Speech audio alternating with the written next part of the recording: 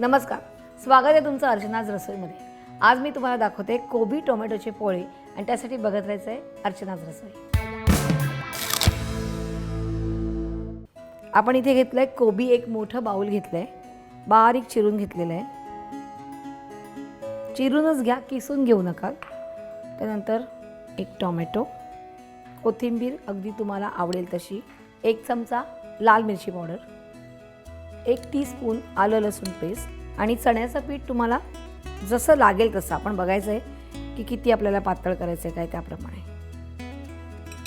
मीठ चवीप्रमाणे आणि आपण इथे पाणी घेणार आहोत। थोडंसं पाणी घ्यायचं आहे,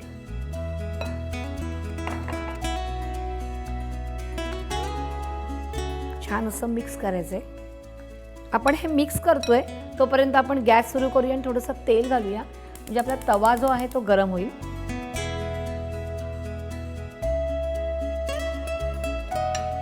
सगळीकडे तेल लावून घ्यायचं व्यवस्थित।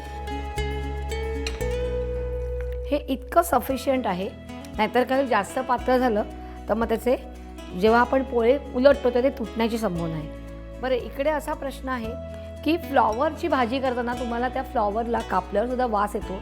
तुम्ही काय करा, ती फ्लॉवरची भाजी कापल्यावरती पाण्यामध्ये एक उकळी घ्या, म्हणजे ते त्याला वास येणार नाही। आता आपण हे करायला घेऊया।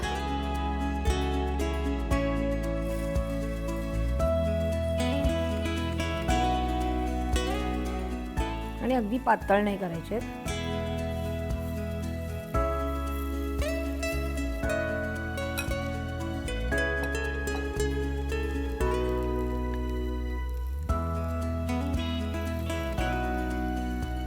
सगळीकडे असं छान तेल लागलं गेलं पाहिजे।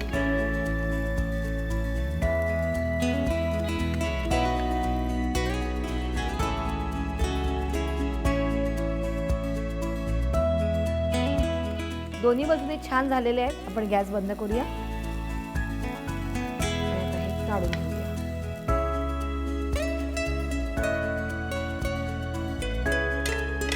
आपले कोबी टोमॅटोचे पोळे तयार आहेत। हे असे संध्याकाळी मस्तपैकी मुलांना खायला दिले ना की मुलं आवडीने खातात आणि कोबी आहे हे कळतच नाही, कारण कोबी खायचा कंटाळा असतो। तुम्ही पटकन सबस्क्राईब केलं ना इंडिया फूड नेटवर्कला, आणि फीडबॅक लगेच द्या आणि बघत राहा अर्चनाज रसोई।